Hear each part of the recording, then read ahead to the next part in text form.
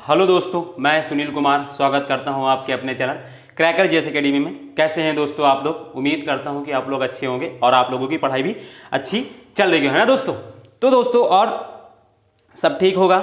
I think पढ़ाई भी आप लोगों की अच्छी भी चल रही होगी। और दोस्तों इसके साथ क्या है कि जैसे कि हाँ दोस्तों, जो भी आज मेरी चैनल पर पहली बार या नया जुड़ा हो दोस्तों, तो उसका मेरी चैनल पर बहुत ही स्वागत है। इसी के साथ दोस्तों देखिए, एक चीज़ आपको मैं बता दूं दोस्तों, क्या है कि जब तक आप मेरे साथ कंटिन्यूटी नहीं बना के रखेंगे, मतलब कि जैसे कि पुराने बच्चे अगर जो देख रहे हैं तो बेशक उनको वीडियो पसंद आ रही होगी तभी मेरे साथ जुड़े हुए हैं। और दूसरी चीज़ ये भी है दोस्तों, जो भी मेरे साथ अगर नया जुड़ता है दोस्तों, सबसे पहली चीज़ तो आपको करना क्या है दोस्तों कि आपको रुकना है, रुक के पूरी वीडियो को देखना है दोस्तों। उसके बाद आप डिसाइड कीजिए दोस्तों कि आपको करना क्या है। अगर आपको मेरी वीडियो अच्छी लगती है दोस्तों, देन आप कंटिन्यू करिए। और इसके बाद और हाँ, अगर आप कंटिन्यू कर रहे हैं तो दोस्तों आपको करना क्या रहेगा कि आपको मेरी पीछे की क्लासेस सारी देखनी है। देखने का मतलब क्या है कि मैंने सारी क्लासेस लगभग 28, 29, 30 क्लासेस समथिंग हो चुकी हैं।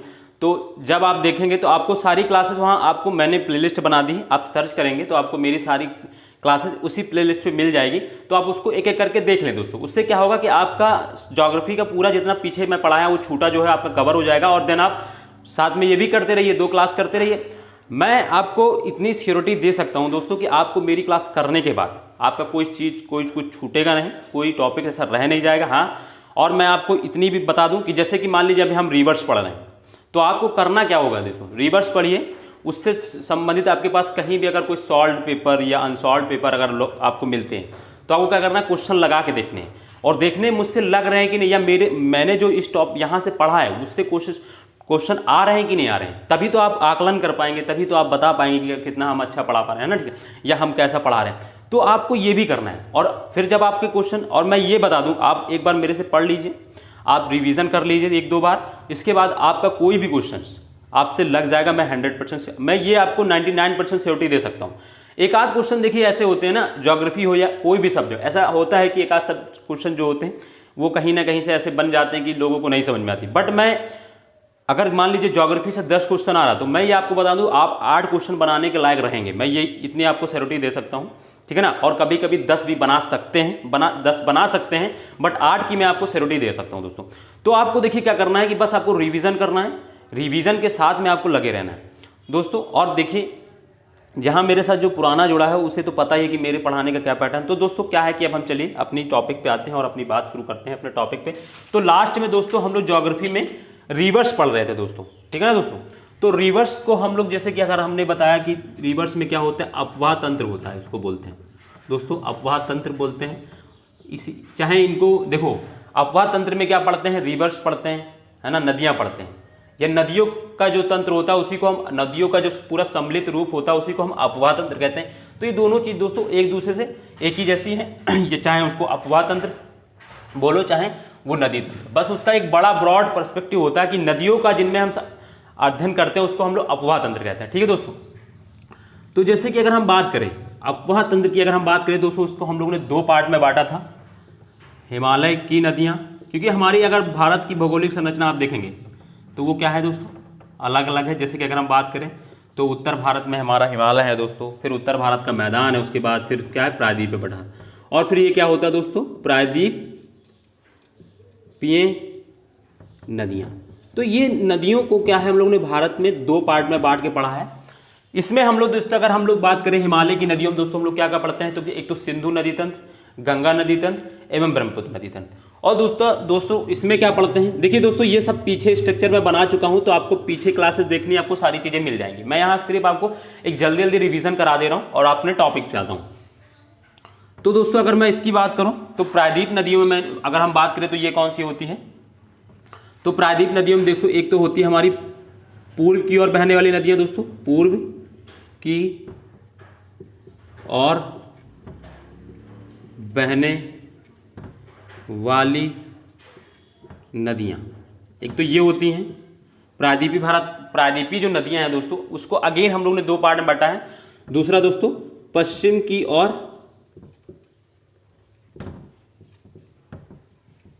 ओर बहने वाली नदियाँ, ठीक है ना दोस्तों। ये हम लोग, क्योंकि दोस्तों हम लोग हिमालय की नदियाँ पढ़ चुके हैं तो इसका हम लोग ज़्यादा, अब इसमें ज़्यादा टाइम खर्च ना करके हम लोग सीधे इस पर आ जाते, क्योंकि हम लोग प्रायद्वीपीय नदियाँ पढ़ रहे थे। उसमें भी दोस्तों देखिए, हिमालय की नदियों में बस 3 नदी तंत्र पढ़ते हैं दोस्तों, एक तो सिंधु नदी तंत्र, गंगा नदी तंत्र, ब्रह्मपुत्र नदी तंत्र। तो इसको हम लोग ने 3 पार्ट में बांटा है। आप पीछे क्लासेस देखेंगे, आपको सारा स्ट्रक्चर एक ही जगह पर बना हुआ मिल जाएगा। ठीक है दोस्तों, जैसे कि हम लोग पूर्व की, अब जैसे प्रायद्वीपीय नदियों में दोस्तों हम लोग ने इसको फ्लो के हिसाब से, जैसे कि अगर हम बात करें, देखिए ये जैसे हमारा नीचे का हिस्सा होता है भारत का प्रायद्वीप वाला, ठीक है।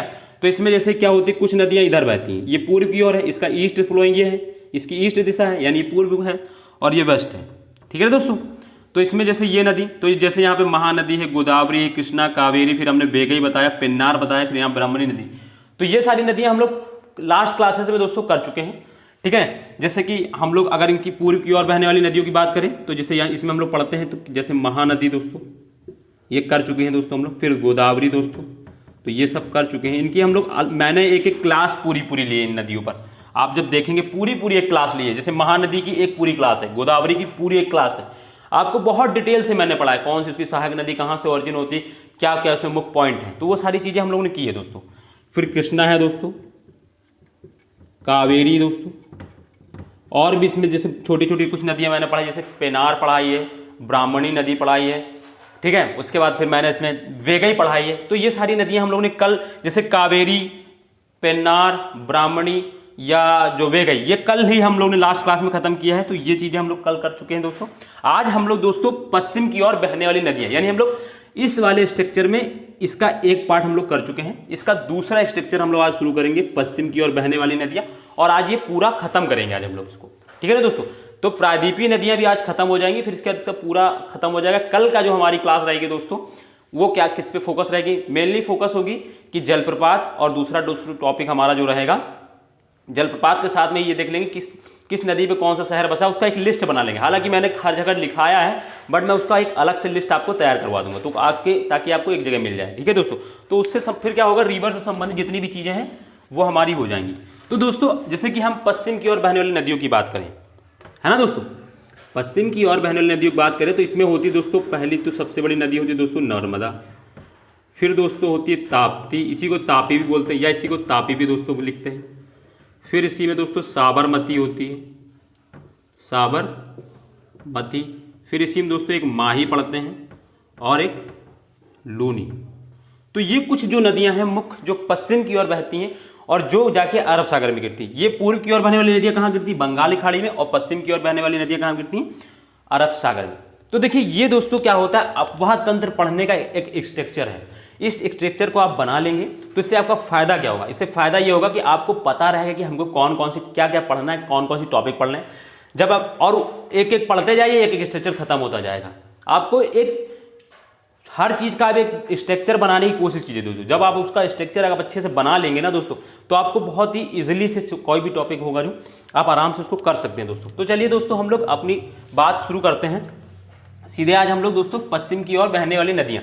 अब दोस्तों आप लोग जो नए हैं दोस्तों, मेरे साथ जो अभी आज मेरी क्लास में पहला जुड़ा, तो उसको क्या करना है, पिछली क्लासेस देखनी है, रिवर संबंधित आपको हर चीज़ मिल जाएगी दोस्तों। बहुत ही डिटेल से मैंने हर रिवर पर दोस्तों, मैं आपको बता दूं ना, हर रिवर पर मैंने एक क्लास ली है पूरी। जैसे अगर बात करें महानदी, तो महानदी पे पूरी मैंने एक क्लास ली। गोदावरी की अगर हम बात करें तो पूरी गोदावरी की एक पूरी नदी, तो मैंने बहुत डिटेल से हर चीज़ को किया है। तो उसका पर्पज़ यही कि हम लोग बड़े धीरे, हमारी देखिए रफ्तार बहुत धीमे है, हम बहुत धीरे धीरे चल रहे हैं, बट हमारा फोकस ये है कि कोई भी क्वेश्चन हो या रिवर्स हो या कोई भी टॉपिक्स हो, उससे कुछ छूट ना जाए, ताकि कोई भी क्वेश्चन आ जाए तो वहाँ से हमारा एकदम कैच हो जाए, हम उसको कर लें, और बहुत आराम से बहुत ईजी वे में दोस्तों हम लोग करते चल रहे हैं। तो ठीक है ना दोस्तों, तो रीज़न यही है। वरना क्या है ना, आपको बात बता दूँ, रिवर्स मुश्किल से 2 से 3 दिन की क्लास होती है। पढ़ाने वाले जो पढ़ाते हैं वो 2 से 3 दिन में पढ़ा के ख़त्म कर देते हैं, ठीक है ना। उससे क्या होता है कि हम चीज़ें जान तो जाते हैं, बट हमारे क्वेश्चन से नहीं बन पाते। उससे टॉपिक हमारा खत्म हो गया है, टॉपिक खत्म रिवर्स, बट हम उसको सही से हमारे क्वेश्चन सॉल्व करने बैठते तो नहीं होते, बट जब हम अच्छे से पढ़ रहते हैं तो हमारे क्वेश्चन सॉल्व हो जाते हैं दोस्तों। ठीक है दोस्तों, तो चलिए हम लोग शुरू करते हैं दोस्तों आज प्रायद्वीपीय नदियाँ, है ना, मतलब पश्चिम की ओर बहने वाली नदियाँ। हेडिंग रहेगी दोस्तों कौन सी दोस्तों, प्रायद्वीपीय नदी के अंदर ही जो हेडिंग है, पश्चिम दिशा की और बहने वाली नदियाँ। समझ रहे हैं दोस्तों, मतलब पश्चिम प्रायद्वीप, देखो मेन टॉपिक है हमारा, मेन हेडिंग रहेगी प्रायद्वीप नदी, वो तो हम ऊपर लिखा चुके हैं। फिर उसके अंदर हम लोग ने पूर्व की ओर बहने वाली नदियाँ यानी पूर्व दिशा की ओर बहने वाली नदियाँ, उनमें हम लोग देखा दोस्तों महानदी, गोदावरी, कृष्णा, कावेरी, वेगई, पिन्नार, ब्रह्मणी नदी, ये सारी नदियाँ हम लोग दोस्तों पूर्व दिशा की ओर बहने, उसके अंदर यानी प्रायद्वीपीय नदियाँ हैं। उसके अंदर दो टॉपिक हम लोग डिवीजन किया उसको दो भाग में, एक तो पूर्व की ओर बहने वाली नदियाँ, पूर्व की ओर बहने वाली नदियों में हम लोग हेडिंग डाला, उसके नीचे हम लोग ने 5-6 जो नदियाँ थी उनको पढ़ा। फिर इसके बाद इसी तरह इसमें अब दूसरा टॉपिक है प्रायद्वीपीय नदियों में पश्चिम दिशा की ओर बहने वाली नदियाँ। तो ये हमारा मेन हेडिंग है, इसके हेडिंग ये मेन हमारा हेडिंग है। इसके अंदर हम लोग दोस्तों पहली नदी अगर हम देखते हैं तो पहली नदी दोस्तों कौन सी हमारी, नर्मदा। कौन सी दोस्तों, नर्मदा नदी। आराम से दोस्तों आप लोग क्या करेंगे, जो नए हैं उनको मैं बता दूं दोस्तों, करना क्या है कि मेरे साथ ही आप लोग नोट्स बनाते चलेंगे। आपके नोट्स जो मैं लिखूंगा, जब मैं कहूँ लिखने के लिए, जब मैं लिखूंगा तो आपको लिखना है, और जब मैं समझाऊंगा तो आपको आराम से सुनना है बस खाली, ठीक है दोस्तों। तो जो मैं यहाँ पे लिखूंगा दोस्तों आपको एज इट इज़ वैसा ही लिखते चलना है। आपका एक अच्छा सा नोट्स, सेल्फ नोट्स बन जाएंगे जो आपके खुद के बनाए हुए आप अच्छे से तैयार करेंगे, और आपको हर एक चीज़ एक ही जगह मिल जाएगी, ठीक है दोस्तों। तो चलिए दोस्तों हम लोग बात करते हैं नर्मदा नदी। अब नर्मदा नदी के बारे में दोस्तों सबसे पहली चीज़ तो देखिए, हम लोग जैसे कि हर चीज़ के बारे में जानते हैं कि सबसे पहले हम कोई भी नदी पढ़ते हैं तो हम लोग उसमें सबसे पहली चीज़ ये देखते हैं कि उसका ऑरिजिन कहाँ से होता है, कहाँ से कहाँ तक वो फ्लो कर जाती है और कहाँ जाके ड्रेन हो जाती है। यानी पहला हमारा रिवर से संबंधित सबसे पहला प्रश्न तो यही होता है कि इसकी उत्पत्ति कहाँ से होती है, ठीक है ना। बट आज हम लोग इसमें एक और चीज़ पढ़ेंगे कि जब प्रायद्वीपीय भारत की सारी नदियाँ पूर्व की ओर दिशा की ओर बहती हैं, तो ये दो नदियां नर्मदा और तापी, इनका क्या रीज़न है कि ये प्रायद्वीपीय पठार में पश्चिमी घाट में होने की वजह से भी, है ना, पश्चिमी घाट के पश्चिमी, हालांकि जो नर्मदा नदी है और तापी नदी वो पश्चिमी घाट के जस्ट ऊपर है, बट अगर एक देखा जाए तो वो क्या है कि ये दो नदियों का रीज़न क्या है कि जो पूर्व दिशा की ओर बह रही। बाकी नदी जैसे महानदी है, साबरमती है, या तो उनका एक एरिया आप जब देखेंगे तो आपको लगेगा कि हाँ वो तो पूर्व की ओर ही जाएंगी, इतना लंबा ट्रेवल करके नहीं जा पाएंगी, मतलब सॉरी पश्चिम की दिशा की ओर यानी अरब सागर। बट इन नदियों के पास कुछ चांसेस थे कि ये जैसे कि माही नदी, गोदावरी, सॉरी महानदी, गोदावरी बह रही, उसी फ्लो में ये भी जाके अरब सागर में, सॉरी बंगाली खाड़ी में गिर जाती, बट ये उधर ना जाके पश्चिम की ओर टर्न कर गई। तो उसका रीज़न क्या है आज हम लोग ये भी देखेंगे दोस्तों। तो दोस्तों सबसे पहली चीज़ तो देखो, हम सबसे पहली चीज़ इसमें देखो दोस्तों जानते क्या है, हम पहले बता दें जैसे कि ये हमारा दोस्तों, हम इसको बना देते हैं एक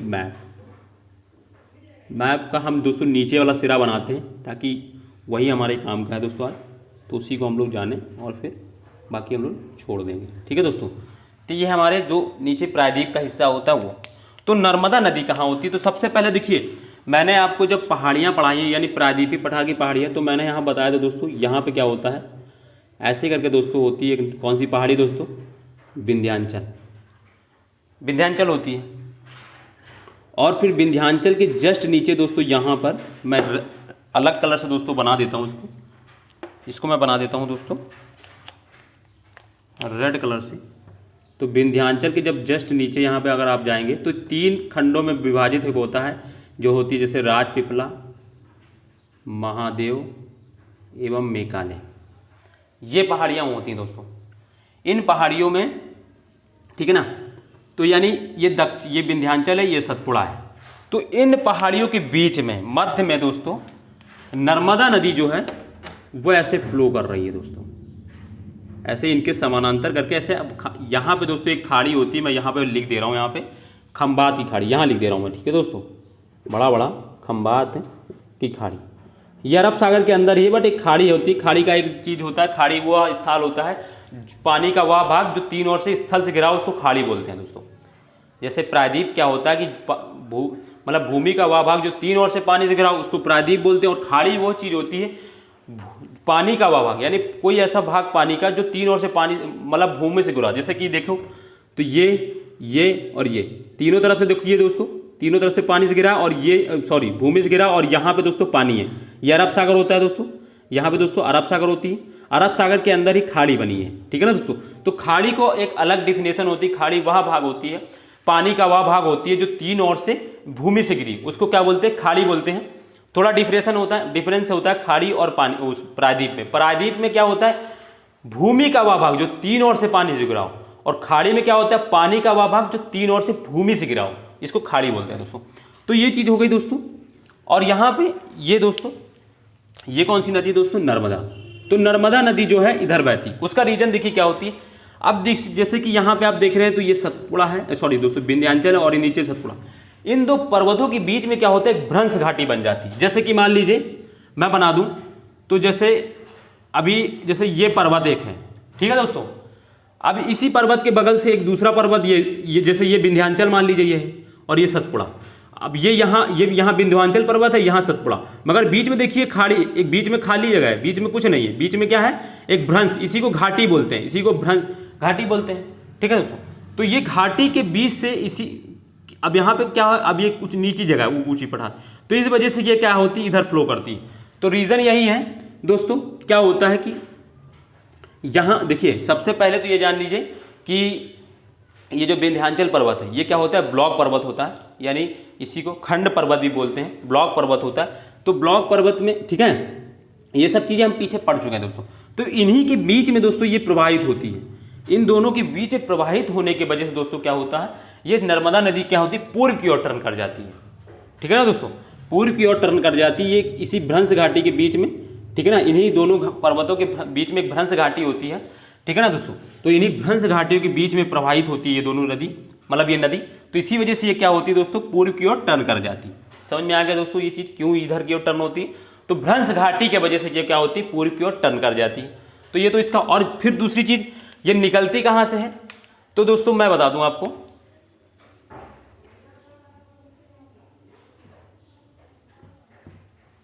ठीक है दोस्तों।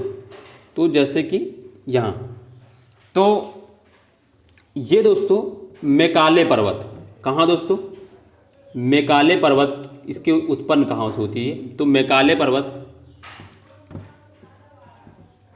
की अमरकंटक चोटी से क्या होता है दोस्तों, कहाँ से, अमरकंटक चोटी से इसका क्या होता है, इसका उद्गम होता है, अमरकंटक चोटी। तो नर्मदा नदी का उद्गम स्रोत क्या है, अमरकंटक, मेकाले पर्वत। मेकाले पर्वत कहाँ है, ये सतपुड़ा विंध्याचल, इसके इसी के ऊपर एक चोटी है, इसी चोटी से क्या होता है, इसका प्रभाव होता है, यानी इसका उद्गम होता है दोस्तों। तो मेकाले पर्वत की अमरकंटक चोटी से क्या होता है, नर्मदा नदी का उद्गम होता है। और ये क्या कहती है, उसी वहाँ से निकलने के बाद, अभी ये चोटी पे थी, जब ये नीचे सतह पे आती है तो ये भ्रंश घाटी की ओर, भ्रंश घाटी में प्रवेश करती है, और भ्रंश घाटी के सहारे ये पूर्व की ओर, सॉरी पश्चिम की ओर टर्न कर जाती है। और पश्चिम में क्या होता है, ये नर्मदा, सॉरी विंध्याचल एवं पर्वत, विंध्याचल एवं सतपुड़ा पर्वत के बीच में प्रवाहित होते हुए खंबाती खाड़ी में या अरब सागर में जाके गिर जाती।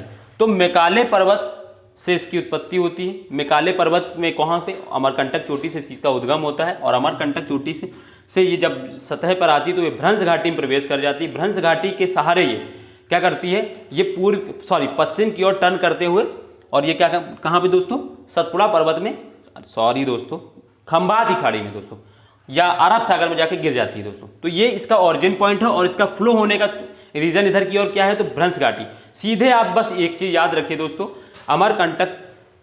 मेकाले पर्वत की अमरकंटक चोटी से प्रवाहित होती है, यानी इसका उद्गम होता है। उद्गम होने के बाद ये क्या करती है, भ्रंश घाटी के सहारे पश्चिम दिशा की ओर प्रवाहित होते हुए अरब सागर में गिर जाती है। ये सीधी सी इसका पॉइंट है दोस्तों। तो इसका समझ में आ गया दोस्तों, ठीक है दोस्तों। दूसरी चीज ये है दोस्तों, इसमें एक चीज आपको और याद रखना है दोस्तों, क्या, यह जो नदी है दोस्तों, जैसे कि अगर मैं इसकी बात करूं तो यह जो नदी है अरब सागर में गिरने वाली प्रायद्वीपीय भारत की सबसे बड़ी नदी है। यानी अगर हम जैसे कि अगर हम बात करें प्रायद्वीपीय भारत की अगर सबसे बड़ी नदी वैसे पूछा जाए तो गोदावरी नदी है, और अगर ये भी पूछा जाए कि प्रायद्वीपीय भारत की बंगाल की खाड़ी में गिरने वाली सबसे बड़ी नदी कौन सी, तो भी गोदावरी नदी होगी। बट अगर ये क्वेश्चन आ जाए कि अरब सागर में गिरने वाली प्रायद्वीपीय भारत की सबसे बड़ी नदी कौन सी है, तो नर्मदा नदी, क्योंकि नर्मदा नदी जो है अरब सागर में गिरती है। एक बार क्वेश्चन यही पूछा गया था, कन्फ्यूजन में यही हुआ था, तो लोगों ने गोदावरी नदी बार बार मार के आए थे, बाद में क्या हुआ, गलत हो गया था। तो आपको इस चीज़ का एकदम सावधानी से याद रखना है कि अरब सागर में गिरने वाली प्रायद्वीपीय भारत की सबसे बड़ी नदी कौन सी है, नर्मदा नदी। पहली फिर से रिवाइज करते हैं एक बार, क्या रिवाइज करना है कि नर्मदा नदी का उद्गम कहाँ से होता है, मेकाले पर्वत, जो कहाँ किसकी पर्वत चोटी, सतपुड़ा की है, यानी मेकाले पर्वत की अमरकंटक चोटी से होती है, इसका उद्गम होता है। दूसरा, ये भ्रंश घाटी के सहारे प्रवाहित होते हुए पश्चिम की ओर बहते हुए ये जाके अरब सागर में गिर जाती है। तो 2 चीज़ ये याद रखना है। तीसरी चीज़ ये याद रखना है दोस्तों इसमें, ठीक है ना दोस्तों। चलिए पहले इसमें लिख लेते हैं कुछ, अभी लिखने वाला काम करते हैं दोस्तों, समझ में आ गया होगा आप लोगों को, ठीक है दोस्तों। बस इतना याद रखना कि भ्रंश घाटी के सहारे ये जो है इसी वजह से ये क्या होता है, पश्चिम की ओर प्रवाहित होती है। तो पहला इसमें देखिए, इसमें पहला पॉइंट दोस्तों क्या होगा, ये तो हेडिंग है दोस्तों, इसको हेडिंग कर लीजिए और इसमें पहला पॉइंट लिखिए दोस्तों। पहला पॉइंट दोस्तों क्या होगा, आप देखिए आपको लिखने की आदत डालनी पड़ेगी दोस्तों, जो भी नए हों। बाकी पुराने लोग तो मेरे जानते हैं कि मैं हर चीज़ को यहाँ लिखाता हूँ ताकि आपका एक अच्छा सा नोट्स बन जाए, ताकि आप रिवीजन करें तो आपको सुविधा रहे आप सब पढ़ते समय, ठीक है दोस्तों। तो नर्मदा नदी का उद्गम मेकाले, ये सब चीज़ें मैं पढ़ा चुका हूँ दोस्तों पीछे, आप जब क्लासेस देखेंगे पर्वत की, मेकाले पर्वत की अमर कंटक चोटी से होता है। यहीं से दोस्तों मैंने यही पढ़ाया कि सोन नदी जो है उसका भी उद्गम यहीं से होता है। नर्मदा नदी का उद्गम मेकाले पर्वत की अमरकंटक चोटी से होता है। दूसरा पॉइंट इसमें लिखना है कि यह 1312 किलोमीटर लंबी है। बस इतनी है, जानने के लिए लिख दीजिए, बाकी कुछ और नहीं, लंबी है। यह 1312 किलोमीटर लंबी है। तीसरा इसमें पॉइंट लिखना है, तीसरा पॉइंट लिखना है, यह विंध्याचल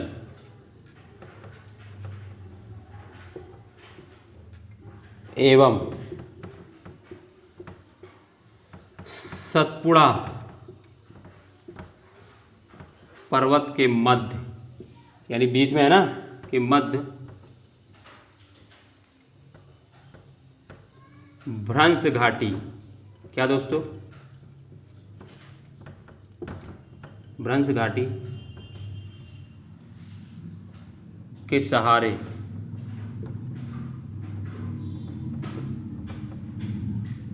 पश्चिम दिशा की ओर या विंध्याचल एवं सतपुड़ा पर्वत के मध्य भ्रंश घाटी के सहारे पश्चिम दिशा की ओर बहती है। ये बहुत इंपॉर्टेंट पॉइंट है दोस्तों, इसको एकदम कंठस्थ कर लीजिएगा इस टॉपिक से, ठीक है। इससे ये हो गया दोस्तों। अब सबसे चौथा पॉइंट ये लिखना है दोस्तों, अरब सागर में गिरने वाली, क्या दोस्तों, अरब सागर में गिरने वाली, इसको इन्वर्टेड कामम कर लीजिएगा दोस्तों, गिरने वाली प्रायद्वीपीय भारत की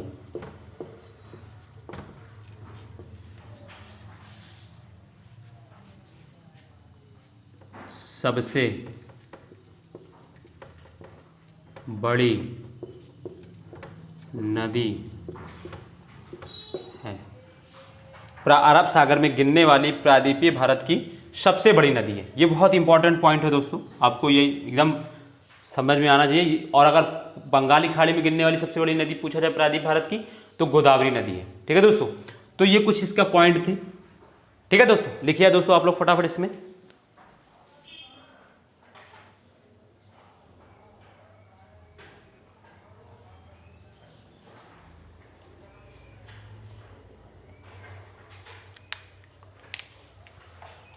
हो गया दोस्तों, लिख लिया? तो मिटा लूँ मैं इसको। इसमें एक पॉइंट आपको और मैं बता देता हूँ, इसकी एक विशेषता है, वह बहुत इंपॉर्टेंट है, कभी कभी पूछ ले शायद, बता देता हूँ आपको, जानकारी के लिए तो होना चाहिए पता। इसमें एक विशेषता ये रखनी कि इसकी सबसे प्रमुख विशेषता यह है कि इसकी कोई सहायक नदी नहीं है ना दोस्तों। आप भारत में और जितनी भी नदियाँ पढ़ेंगे सब में कोई ना कोई एक छोटी हो या बड़ी कोई सहायक नदी मिल जाएगी, बट इसकी एक प्रमुख विशेषता यह है कि इसकी कोई भी सहायक नदी नहीं है दोस्तों। तो लिख लेनी इसकी, आप लिखिएगा उसको, मैं बोल दे रहा हूँ, आपको लिखना है। इसकी प्रमुख विशेषता यह है कि इसकी कोई भी, मतलब उसकी कोई भी एक सहायक नदी नहीं है। इसकी प्रमुख विशेषता यह है कि इसकी कोई भी सहायक नदी नहीं है। इसकी प्रमुख विशेषता यह है कि इसकी कोई भी सहायक नदी नहीं है। हो गया दोस्तों ये। तो ये नर्मदा नदी से संबंधित कुछ दोस्तों बहुत महत्वपूर्ण चीज़ें थी जो आपको जानना चाहिए था दोस्तों, और इस क्वेश्चन दोस्तों यहीं से आता है। और हाँ, इसमें दोस्तों एक चीज़ मैं बता दूं आपको, प्रायद्वीपीय भारत में जो नदियां हैं, जो पश्चिम की ओर बहती हैं और पूरब की ओर, दोनों की एक एक विशेषता मैं बता देता हूँ कि पश्चिम की ओर बहने वाली प्रायद्वीपीय भारत की जितनी भी बड़ी नदियां हैं वो क्या करती हैं दोस्तों, डेल्टा बनाती हैं। ठीक है दोस्तों, तो ये याद रखने का, कभी स्टेटमेंट में अगर आता है तो आपको याद रखना है कि पश्चिम की ओर बहने वाली जितनी भी बड़ी नदियां हैं, प्रायद्वीपीय भारत की मैं बात करूं, या हिमालय की भी जितनी बड़ी नदियां वो भी सब डेल्टा बनाती हैं। बट अगर प्रायद्वीपीय भारत की पूर्व की ओर जो वाली बड़ी नदियां हैं जैसे नर्मदा और तापी, ये दोनों ज्वारमुख बनाती यानी एस्टुरीज बनाती। तो ये स्टेटमेंट में अगर कभी आता है तो आपको याद रखना है। बार बार मैंने इसको 2-3 बार आपको बता चुका हूँ ताकि ये चीज़ याद रहे दोस्तों, ठीक है ना। रीज़न उसका क्या होता है क्योंकि क्या होता है, जैसे अगर मैं रीज़न बताऊँ क्यों ये बनते हैं तो दोस्तों इसका रीज़न, इसके पीछे रीज़न ये होता है कि जो, जैसे कि अगर हम बात करें, देखिए इधर देखिए रीज़न क्या होता है, देखो ये जैसे ये हमारा भारत का दक्षिणी हिस्सा है, तो ये इधर ये पश्चिमी घाट होता है। पश्चिमी घाट जो है पूर्वी घाट की तुलना में क्या होता है, ऊंचा होता है। पश्चिमी घाट की ऊंचाई पूर्वी घाट की तुलना में ऊंचा होता है। तो जब ये ऊंचा होता है तो क्या होता है, नदियां यहाँ से निकलती हैं और अब ये नीचा है, तो इसकी वजह से क्या होता है दोस्तों, ये यहाँ से इसका फ्लो और इसका ढाल, जैसे ये जैसे पश्चिमी घाट है और इसके जस्ट ऐसे ऐसे करके ये ऐसे करके पूर्वी घाट है। तो दोस्तों यहाँ से नदी जब ऐसे गिरेगी दोस्तों, आप सोचिए, आप नदी यहाँ से जिसे आएगी तो सीधे जाके समुद्र में गिर जाएगी। बट यहाँ से जब नदी चलती है तो धीरे धीरे उसका स्लोप कम होता है। तो नदियाँ पहाड़ों से जब चलती है तो क्या होता है दोस्तों, अपने साथ अवसाद यानी सेडिमेंट लेके चलती हैं। जब सेडिमेंट लेके चलेंगी तो कहीं जहाँ पे कम ऊंचाई होगी वहाँ पे सेडिमेंट को जमा करेंगी। तो जब ये जमा कर देंगी तो यहाँ क्या हो जाएगा, जब जहाँ पे सेडिमेंट जमा होता है यहाँ पे उसी को तो समुद्र के किनारे जब जो होता है उस डेल्टा कहाँ होता है, नदियों के मुहाने पर होता है। तो अपने जो मुहाने पर दोस्तों समुद्र में गिरने से पहले अपना सारा अवसाद ये जमा कर देती हैं। इसी की वजह से क्या होता है, ये यहाँ पर डेल्टा का निर्माण कर देती है। तो ये कॉन्सेप्ट आपको याद रखना है कि पूर्व की ओर बहने वाली नदियां जो होती है, प्रायद्वीप भारत की बड़ी जितनी भी नदियां हैं वो क्या करती हैं, डेल्टा बनाती हैं। और पश्चिम की ओर बहने वाली जितनी भी बड़ी नदियां वो क्या बनाती है दोस्तों, ज्वारमुख यानी एस्टुरीज बनाती है, इंग्लिश में एस्टुरीज। ठीक है दोस्तों, तो ये कुछ इंपॉर्टेंट चीजें थी, आपको याद रखना है दोस्तों। ये स्टेटमेंट आपको लिख लेना चाहिए थे, 2 बार मैंने बोला है, आपको लिख लेना चाहिए। ठीक है दोस्तों, मैं हर लगभग 2-3 क्लास से ये बताता आ रहा हूँ क्योंकि ये कॉन्सेप्ट वाला चीज़ें हैं, फैक्चुअल चीज़ें नहीं है दोस्तों, आपको समझना है इसको बस। अब दोस्तों हमारी दूसरी नदी है दोस्तों, यानी दूसरी नदी आप डालेंगे क्या है दोस्तों, तो तापी, या इसी को ताप्ती बोलते हैं, दोनों ऐसे करके नदी। ठीक है दोस्तों, तो ये नदी है। अब इस नदी का उद्गम देखते हैं, तो फिर से हम लोग क्या करते हैं दोस्तों, बनाते हैं।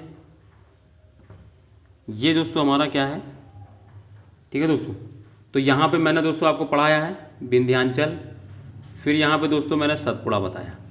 और सतपुड़ा क्या होता है दोस्तों, 3 रेंजेस में बटा है दोस्तों, ऐसे ही 3 रेंजेस में ऐसे बटा है। ठीक है दोस्तों, उसी के दक्षिण से दोस्तों ये क्या करती है, यहीं से मेघालय पर्वत है, ये जो महादेव है, इसी महादेव पर्वत के ऐसे करके दोस्तों ये ऐसे बहती है ना, ये ऐसे बहती है इसी के भ्रंश घाटी के, ये भी भ्रंश घाटी से प्रभावित होती है।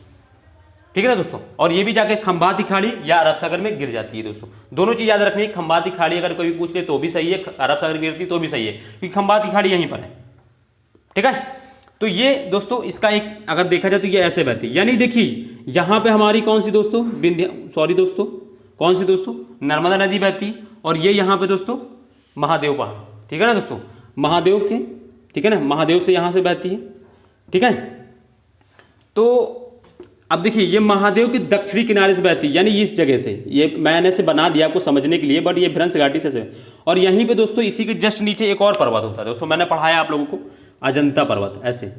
तो इन्हीं दोनों के बीच में ये दोस्तों प्रवाहित होती है ऐसे भ्रंश घाटी के सहारे।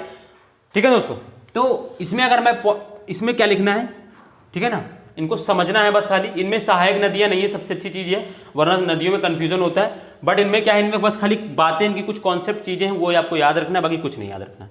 ठीक है दोस्तों।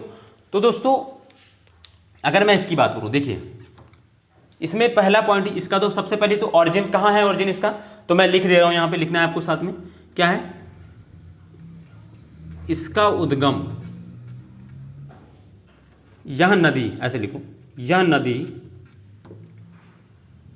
मध्य प्रदेश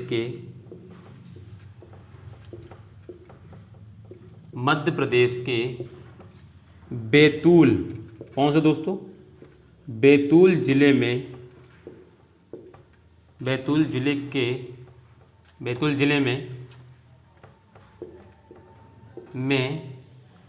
महादेव, कौन से दोस्तों, बैतूल जिले में महादेव पर्वत के दक्षिणी किनारे से निकलती है। तो इसका उद्गम पॉइंट क्या हो गया दोस्तों, महादेव पर्वत, दक्षिणी किनारे से निकलती है दोस्तों, से निकलती है। तो यह नदी मध्य प्रदेश स्टेट की बात करते हैं तो मध्य प्रदेश के बैतूल जिले में महादेव पर्वत, महादेव पर्वत के दक्षिणी किनारे से निकलती है। तो ये दोस्तों राजपीपला है, सतपुड़ा, 3 पर्वतों से मिलकर बना है, राजपीपला, महादेव और मेकालय। तो महादेव के दक्षिणी किनारे से, ये देखिए, तो ये महादेव पर्वत है, महादेव पर्वत के दक्षिणी किनारे से निकलती है और ऐसे जाके, और ये, ठीक है ना दोस्तों, ये प्रवाहित हो जाती है ये। और फिर ये भी बताया मैंने कि ये भी भ्रंश घाटी, तो इसमें भी अगर आपको लिखना है तो लिख लेना है, यह सतपुड़ा, सॉरी दोस्तों सतपुड़ा नहीं होगा, हाँ सतपुड़ा, सॉरी सतपुड़ा एवं अजंता पहाड़ी के मध्य, अजंता पर्वत के मध्य भ्रंश घाटी में बहती है, भ्रंश घाटी के सहारे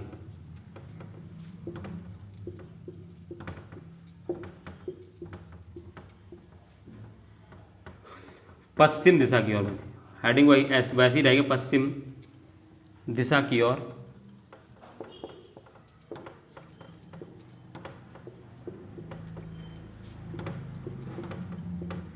बहती है। क्या है, यह देखो, यह सतपुड़ा एवं अजंता पर्वत के मध्य भ्रंश घाटी के सहारे पश्चिम दिशा की ओर बहती है। ये देखिए दोस्तों, यहाँ पे ये सतपुड़ा है, ठीक है ना दोस्तों, और इसके बाद अजंता, तो इनके बीच में ऐसे प्रवाहित होती है। और मैंने बताया कि इसी तापी नदी के जस्ट नीचे से दोस्तों हमारा पश्चिमी घाट शुरू हो जाता है। ये मैंने पीछे पढ़ाया आपको दोस्तों, पिछली क्लास में देखेंगे आपको मिल जाएगी। ठीक है दोस्तों, तो ये दोस्तों हो गई आपकी कुछ इसके बारे में जानकारी। और तीसरा पॉइंट इसमें एक और लिखिए, क्या लिखना है, इसकी लंबाई कोई जरूरत नहीं, बस में ये जानना है इसकी एक सहायक नदी आपको याद रखना है, वो भी एक ही सहायक नदी है भी इसकी ये ऐसे मत लिखो, पूर्णा नदी, ऐसे लिख लो बस। क्या लिखना है, नदी का नाम आपको याद रखना है, पूर्णा, क्या दोस्तों, पूर्णा नदी इसकी प्रमुख सहायक नदी है, प्रमुख सहायक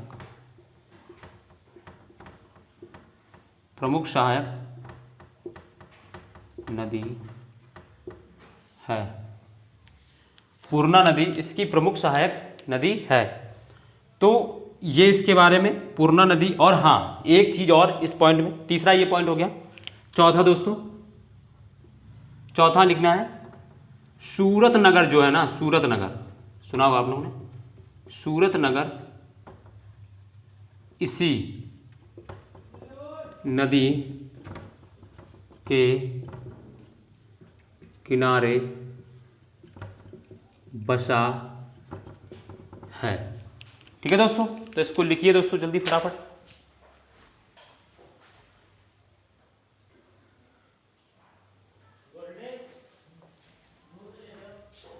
सूरत नगर इसी नदी के किनारे बसा है। ठीक है दोस्तों, तो ये इसके कुछ इंपॉर्टेंट फैक्ट हैं दोस्तों, आपको याद रखने चाहिए। ठीक है दोस्तों, तो यह है ना कौन कौन सी, पहला तो यह नदी मध्य प्रदेश के बैतूल जिले में महादेव पर्वत के दक्षिणी किनारे से निकलती है। सबसे मुख्य पॉइंट तो यही कि इसका ऑरिजिन पॉइंट कौन सा है, तो सतपुड़ा पर्वत के महादेव जो पर्वत होता है उसी के बीच से निकलती है। फिर यहाँ सतपुड़ा एवं अजंता पर्वत के मध्य भ्रंश घाटी के सहारे पश्चिम दिशा की ओर बहती, एक तो ये बात हो गई। दूसरा दोस्तों, पूर्णा नदी इसकी प्रमुख सहायक नदी, तो इसकी एक सहायक नदी है पूर्णा नदी, वो आपको याद रखनी। फिर दूसरा, सूरत नगर इसी की नदी किनारे बसा, तो ये आपको याद रखना है दोस्तों। तो कुछ ये इंपॉर्टेंट था दोस्तों, आपको इसमें लिखना, लिख लीजिए फटाफट इसको दोस्तों। फिर इसके बाद हम अगली नदी चलते हैं। अब उसमें कुछ नहीं करना, उनके बारे में सिर्फ आपको लोकेशन जानना है और एक एक दो पॉइंट लिखने, बस के बाद खत्म होता है। तो ये देखिए, मैं बता दूं आपको, ये टॉपिक्स जो है बहुत ही इजी होते हैं, इनको बस खाली बुकों में थोड़ा कठिन वे में लिखा होता है, आप पढ़ेंगे इसको आराम से मिल जाएंगी चीज़ें। ठीक है दोस्तों, तो मैंने इसको बहुत वैसे बांट के आपको इसीलिए पढ़ाया कि आपको चीज़ें समझ में आए, वरना क्या होता है कि हम इसमें कन्फ्यूज़न रहता है। ठीक है दोस्तों, तो मिटा दूँ मैं इसको, लिख लिया होगा आप लोगों ने। चलिए, अब इसके बाद दोस्तों दूसरी नदी है साबरमती। साबरमती नदी के बारे में दो फैक्ट आपको बहुत इंपॉर्टेंट है दोस्तों। उसका क्या है, जैसे कि अगर हम साबरमती बात करें तो वो कहाँ से निकलती है दोस्तों, तो दोस्तों वो राजस्थान के मेवाड़ पर्वत से निकलती है दोस्तों। मैं जैसे अगर मैं बनाऊँ यहाँ पर, देखिए अब मैं पूरा इंडिया बना रहा हूँ और फिर मैं आपको सारी नदियों के लोकेशंस बता दूंगा।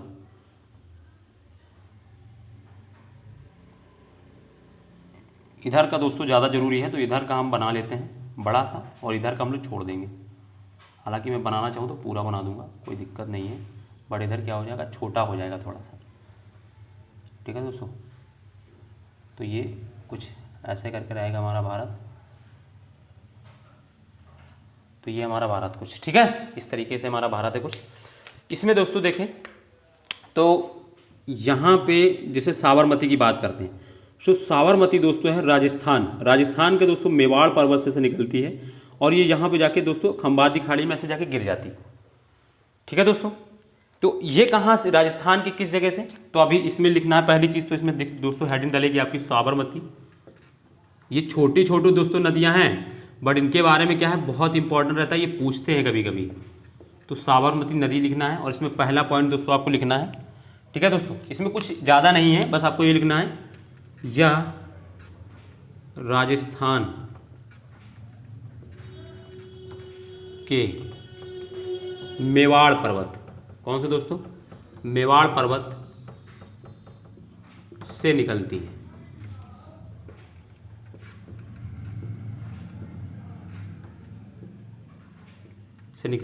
और खंबात की खाड़ी में गिर जाती है।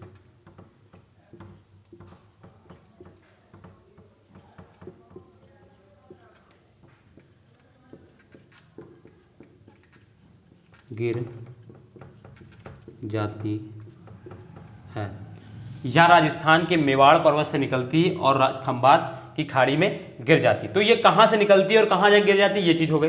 दूसरा इसमें एक पॉइंट इंपॉर्टेंट है, अहमदाबाद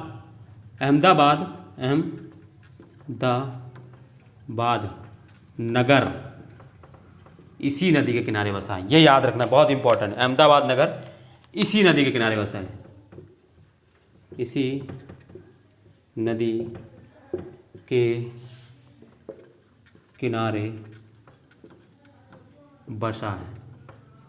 ठीक है दोस्तों, तो कुछ इसमें ये इंपॉर्टेंट फैक्ट, दो चीज़ इसमें बहुत इंपॉर्टेंट थी, या राजस्थान के मेवाड़ जिले से पर्वत से निकलती और खंबाती खाड़ी में गिर जाती, अहमदाबाद नगर इसी के नदी के किनारे बसा है।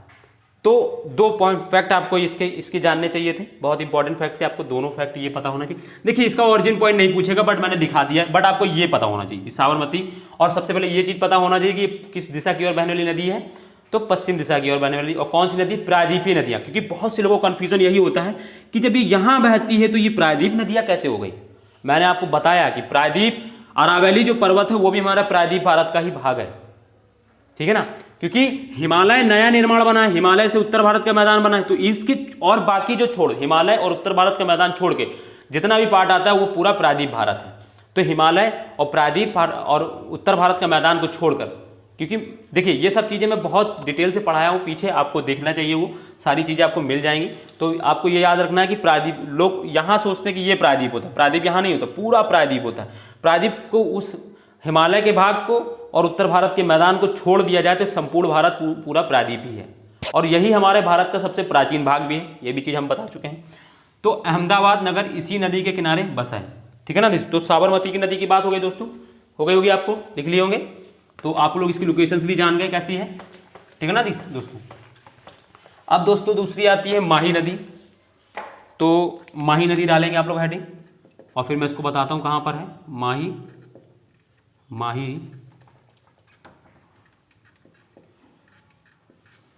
नदी, ठीक है दोस्तों।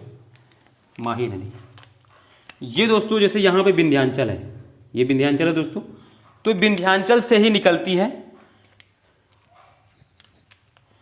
देखो पहले ये क्या करती है, विंध्याचल से निकलती है, ऐसे जाती है ऊपर की ओर, और फिर ये क्या करती है, फिर ऐसे टर्न होके और फिर ये इधर आके भी गिर जाती है, फिर ये जाके अरब सागर में। तो विंध्याचल से निकलती है दोस्तों ऐसे ऊपर की ओर, टर्न ऊपर की ओर पहले उधर जाती है, फिर इधर से ये इधर निकल के धारवाड़, देखिए ये मध्य प्रदेश के धार जिले के पास से निकलती है विंध्याचल पर्वत से, और फिर इसके बाद ये यहाँ से जाके ऊपर थोड़ा ऊपर जाती है, फिर कहती है नीचे। इसीलिए दोस्तों क्या है, जो क्या कहते हैं कर्क रेखा है दोस्तों, इसीलिए कर्क रेखा क्या होता है, इसको 2 बार काटती है, क्योंकि कर्क रेखा दोस्तों यहाँ से गुजरती है ऐसे, एक बार तो यहाँ काटती है, फिर इसके बाद एक बार यहाँ पे। तो एक बार क्वेश्चन आ भी चुका है, तो निम्नलिखित में से कौन सी ऐसी नदी है जिसको कर्क रेखा 2 बार काटती है, तो यही माही नदी है। माही नदी जो है, या ऐसे भी कह सकते हो कि ये कर्क रेखा को 2 बार पार करती है, या ऐसे भी लिख सकते हो कि माही नदी को कर्क रेखा 2 जगह काटती है। तो यही ये है। तो दोस्तों ये माही नदी है। तो माही नदी के बारे में लिखना है क्या है, बस इतना जान लीजिए, इसका उद्गम विंध्याचल पर्वत से होता है, इसका उद्गम मध्य प्रदेश में, इतना ऐसे भी लिख लो, मध्य प्रदेश में, स्टेट भी देख लो एक बार, मध्य प्रदेश में विंध्याचल पर्वत से होता है। कहाँ से दोस्तों, विंध्याचल सॉरी दोस्तों, विंध्याचल पर्वत,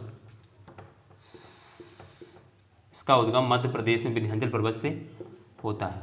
तो ये कहाँ से निकलती है, ये चीज़ पता चल गई दोस्तों, ठीक है दोस्तों।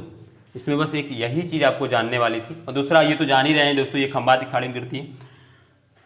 दूसरा पॉइंट दोस्तों आपको ये लिखना है, क्या लिखना है, कर्क रेखा, ये इंपॉर्टेंट पॉइंट है, एक बार क्वेश्चन आया है दोस्तों। कर्क रेखा इस नदी को 2 बार काटती है। ये किसी साधारण बुकों में आपको नहीं मिलेगा दोस्तों, ये फैक्ट है, एक आपको याद रखना। कर्क रेखा इस नदी को 2 बार काटती है ना। या वैसे ही पूछ ले कि कर्क रेखा कौन सी ऐसी नदी है जो 2 बार कर्क रेखा से गुजरती है, तो माही नदी है दोस्तों।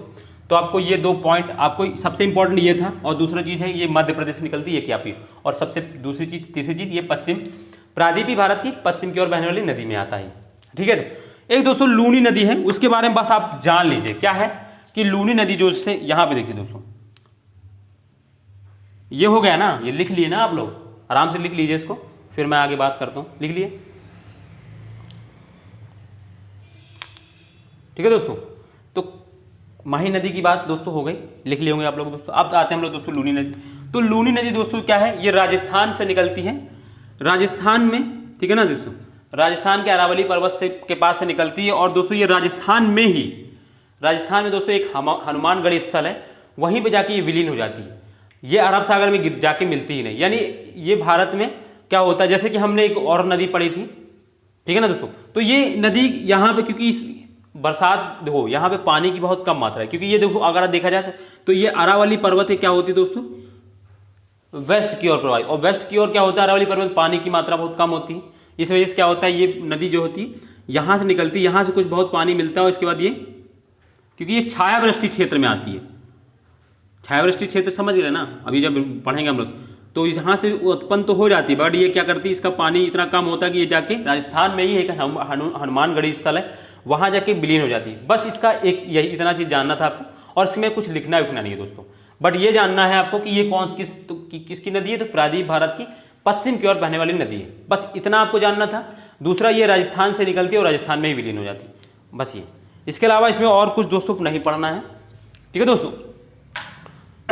तो समझ में आ गया ना, मतलब कि देखिए लूनी नदी से बस संबंधित आपको 2 फैक्ट याद रखने, याद क्या करने, बस जानना है आपको, लिखना नहीं है दोस्तों। क्या कि एक तो ये राजस्थान से निकलती है और सबसे पहला पॉइंट तो याद रखना है कि ये प्रायद्वीपीय भारत की पश्चिम की ओर बहने वाली नदी है।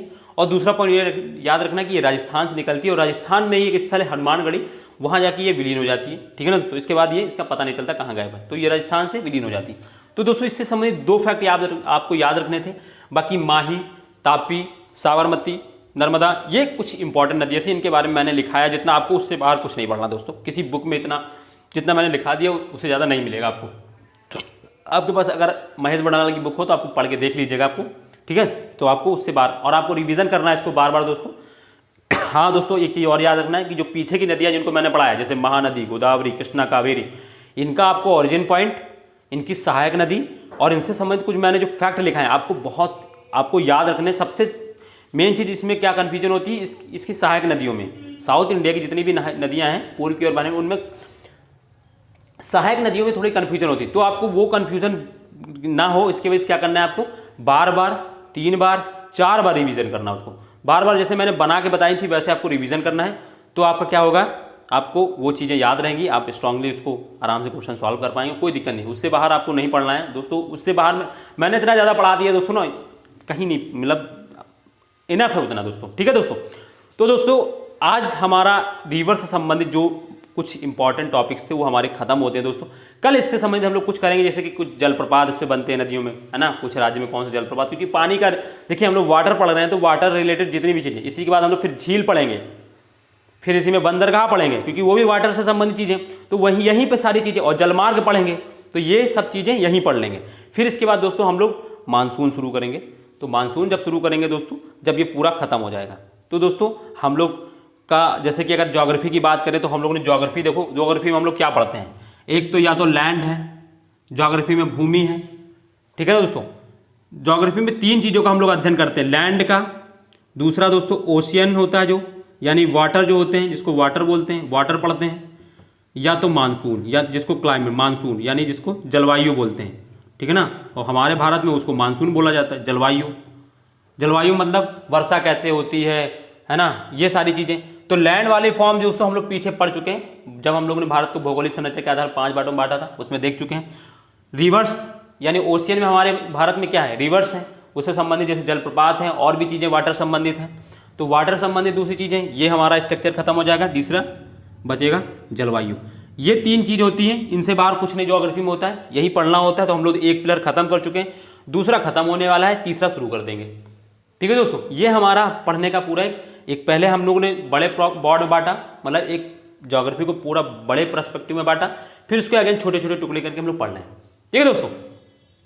तो ये हमारी खत्म होती है बात इसमें रिवर्स में। तो दोस्तों अगर आपको जो भी नए हो या जिन्होंने अभी, अगर मेरी क्लास अच्छी लगी हो, तो जिन्होंने अभी तक दोस्तों सब्सक्राइब ना किया हो तो वो चैनल को सब्सक्राइब कर लें और बेल आइकन जरूर प्रेस करें, ताकि जो भी मैं क्लास मैं अगर लाता हूँ या करता हूँ डाउनलोड, मतलब डालता हूँ, तो आपके पास नोटिफिकेशन पहुँच जाए और आपको समय से कर सकें, ठीक है दोस्तों।